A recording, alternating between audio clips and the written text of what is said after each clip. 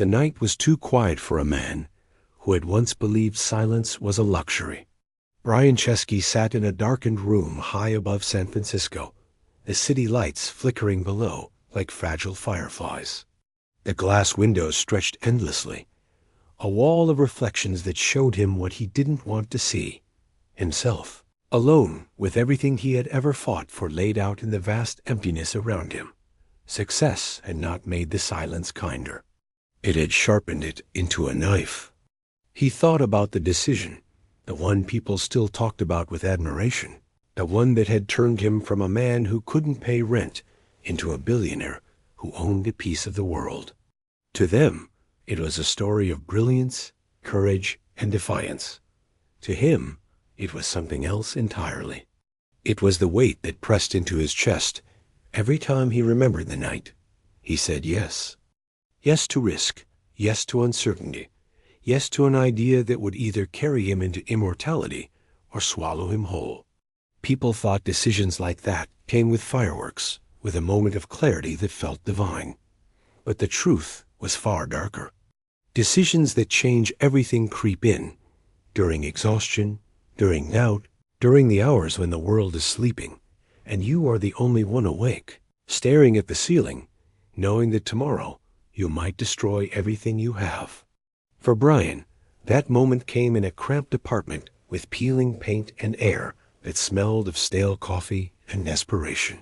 But before we return there, to the suffocating room where it all began, we must linger in this silence, the silence of success, the silence that exposes the lie. Because in this room, with its floor-to-ceiling windows and its carefully curated emptiness, we see the cost. We see the loneliness that money could never quiet, the ghosts of those who doubted, the shadows of those who were left behind. He had built an empire on trust between strangers, but he trusted less now than ever. The decision, the one that tore his life in two, began with humiliation. He remembered the rejection emails, the polite yet sharp refusals from investors who could not see what he saw. He remembered the laughter, quiet but undeniable, when he explained the idea. Renting out an air mattress to strangers? Turning homes into hotels? It sounded absurd, even dangerous. They dismissed him with the arrogance of men who believe they had already seen the future. But the future doesn't ask permission. It arrives quietly, often disguised as foolishness. Back then, Brian and his co-founders couldn't even afford rent. They were drowning in bills, their credit cards nearly maxed out. The city felt like a predator, feeding on their failure. The irony was bitter. San Francisco, a place where dreams were supposed to be born, was killing theirs. And it was in that suffocation that the idea appeared not as a spark of brilliance, but as an act of survival. A design conference was coming to town. Hotels were full. People needed places to stay. Brian and Joe had an apartment, air mattresses, and desperation sharp enough to carve through pride. They inflated the beds, built a makeshift website, and offered strangers a place to sleep. It was not glamorous. It was not heroic. It was survival wrapped in creativity, a gamble taken because they had no other choice. The first guests arrived, and with them, something shifted. The apartment became more than walls and furniture. It became a story. Laughter echoed in rooms that had once felt suffocating. Strangers became companions. The city became accessible again. And for the first time in months, the crushing weight of failure lifted, just enough to breathe. But breathing and surviving are not the same as building an empire. The nights that followed were filled with doubt, with long walks under streetlights, with whispered conversations about whether the idea was foolish or whether it could be something more. The world did not care for foolish dreamers, but dreamers who dared to choose. Those were the ones who carved history. The choice came when the money ran out again, when rejection piled higher than unpaid bills, when every instinct screamed that it was time to let go and move on. Brian had already watched others walk away from their own fragile ideas. It was the natural order of things. Only a few survive. The rest are buried in silence. He could have chosen that path. He could have returned to design, to stability, to anonymity. The world would not have remembered his name. He would have been safe. But safety is another word for surrender. And so, in that tiny apartment, with Joe beside him and the air thick with exhaustion, he made the decision. He said yes to doubling down on the impossible. Yes to sacrificing everything: sleep, health, friendships, dignity for an idea no one believed in. Yes to fighting every rejection with stubbornness that bordered on madness. That night, there were no fireworks. Only silence. The kind of silence that coils around your throat, asking if you are ready to suffer for what you believe. He said yes. And from that yes came everything. The company that would become Airbnb was born not from brilliance, but from desperation, from stubbornness, from a refusal to accept that failure was the only ending written for him. Investors still mocked, still dismissed, until they couldn't anymore. Growth came slowly, then all at once. The website spread from city to city, continent to continent, until the world itself felt smaller, until strangers trusted strangers in a way they never had before. But with every step forward, there was a cost. Brian remembered the nights of paranoia, the headlines that painted him as both a genius and a villain, the lawsuits, the protests, the cities that tried to crush what he had built. He remembered the faces of neighbors who despised him, accusing him of destroying communities while he sat in rooms filled with applause. He remembered the investors who once laughed, now clawing at his success as though they had believed all along. And he remembered the silence, always the silence. Because decisions that change the world are not victories, they are bargains. You trade pieces of yourself for power, for influence, for the illusion of control. And one day, you look in the mirror and realize the person staring back is a stranger. Brian Chesky had everything he once thought he wanted. But tonight, as he sat in the dark room above San Francisco, he wondered if the price had been too high.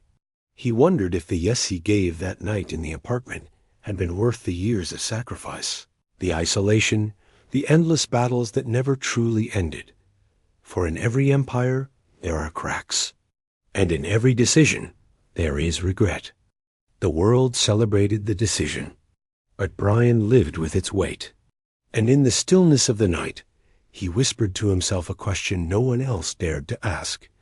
Had he chosen freedom, or had he built another prison, one made of glass and silence? The memory clawed at him, dragging him back again to the smell of that cramped apartment, the sound of air filling mattresses, the fear of rent unpaid, the sharp taste of humiliation. That was where the decision began. Not here, in luxury, but there, in desperation. And as the night deepened, he realized something cruel. The decision had never really ended. Every day since, he had been making it again and again, each time with greater stakes, greater risks, greater shadows. And perhaps one day, that decision would be the one that destroyed him. The weight of that first yes never left him. It multiplied. It grew heavier with each success, with each headline, with each deal signed under trembling hands and sleepless eyes. The decision had not been a single moment, but a seed, and now its roots stretched deep into everything he was. Brian often thought about the nights when the company was on the edge of collapse. When servers went down, when angry emails flooded in, when regulators circled like predators. The press called it innovation. They said he was disrupting the world. But disruption is a polite word for destruction. He knew that for every smiling guest who found a cheap place to stay, there was a landlord furious, a neighbor evicted, a family who could no longer afford their home because the city had changed into a marketplace. He wondered, had he built a dream, or had he sharpened a weapon that cut both ways? At first, it was easy to ignore the shadows. Success has a way of numbing the conscience. He remembered the exhilaration of growth, the applause, the praise from magazines that once ignored him. He was no longer the man rejected by investors. He was the man they chased. Their words were heavy with admiration now, their hands eager to shake his, their money begging to join his vision. But behind the applause, there were whispers. Cities began to ban them. Tenants protested. Activists called him a destroyer of communities. He smiled for cameras, but at night he sat awake, staring at the ceiling, wondering if they were right. Was the dream he had built turning into a nightmare for others? The paradox of power is that every decision creates two stories, the one told in public and the one whispered in shadows. Brian's public story was the triumph of a man who bet everything and won.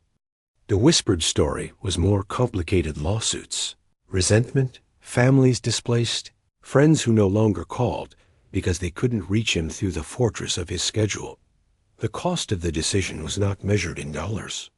It was measured in the erosion of simple things. Dinners with family that never happened, friendships that dissolved in silence, love that slipped away because ambition devoured everything else. To change the world, he had surrendered his own. And yet, he could not stop. That was the curse. The same stubbornness that made him inflate those air mattresses was the same stubbornness that kept him pushing forward, even when his soul begged for rest. He had tasted the terror of irrelevance once, and he would not taste it again. Still, the ghosts were louder now. The pandemic years had nearly broken him. Bookings vanished overnight, billions evaporated, and the empire trembled like a house built on sand. It was then that the weight of his original decision returned with brutal clarity. For the first time since that cramped apartment, he felt the cold hand of collapse pressing against his throat. He had to decide again, fight or let it all fall. The easy choice would have been surrender. He could have walked away a billionaire, his legacy intact, his pockets full enough to live several lifetimes in comfort. Many begged him to sell, to escape while there was still something to escape with. But he remembered the first yes, the silence of that night, the decision that turned humiliation into defiance. He could not betray it, so he cut deep. Thousands of employees lost their jobs with a single letter. He wrote it with shaking hands, with tears he would never admit, with guilt he could never erase. The world applauded his honesty, called it graceful leadership, but he knew the truth. He had chosen survival over loyalty. He had traded trust for time. It worked. The company lived. The empire remained. The world moved on. But Brian did not. He carried the names of those employees like scars, each one a reminder that every decision has a price. He had saved the company, but part of him died with it. Success, he learned, is not a crown. It is a burden. The higher you climb, the heavier it becomes. And as he sat in his glass tower, staring at the city he once could not afford, he realized something cruel. The world loved the story of his decision, but no one wanted to hear about the loneliness that followed. They wanted the myth, not the man. And so he lived in the myth.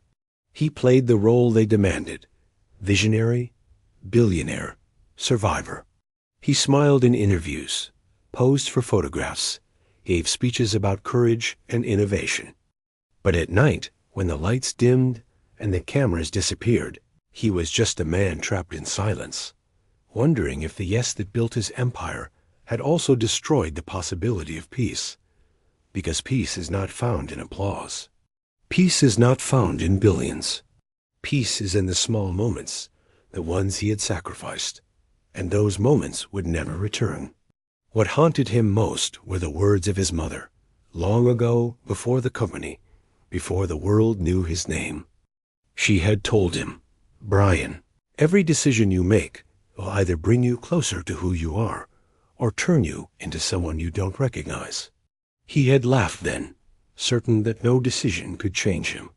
Now, sitting in the glow of the city he conquered, he wondered if she had been right all along. The decision that saved him had also remade him. He no longer knew if he was the same man who inflated those air mattresses, the same man who believed laughter and companionship were enough. He was a symbol now, a story, an idea bigger than his own flesh. And symbols cannot rest. The truth no one tells you is that empires are prisons. They are walls built from expectation, chains forged from reputation. You do not own them, they own you. And Brian Chesky, the boy who once couldn't pay rent, was now the prisoner of his own creation. He closed his eyes and let the silence wrap around him. Outside, the city buzzed with strangers staying in homes they did not own, living the promise he had once dreamed. They called it freedom, but he knew better. Freedom had been lost the night he said yes. He whispered into the empty room, not for anyone else, but for himself. If I could choose again, would I? The silence did not answer. It never did. And so he sat in his glass tower, a king without peace, a visionary haunted by his own vision, a man who learned too late that every decision demands its price. The world would remember him as the man who disrupted an industry, who turned air mattresses into billions.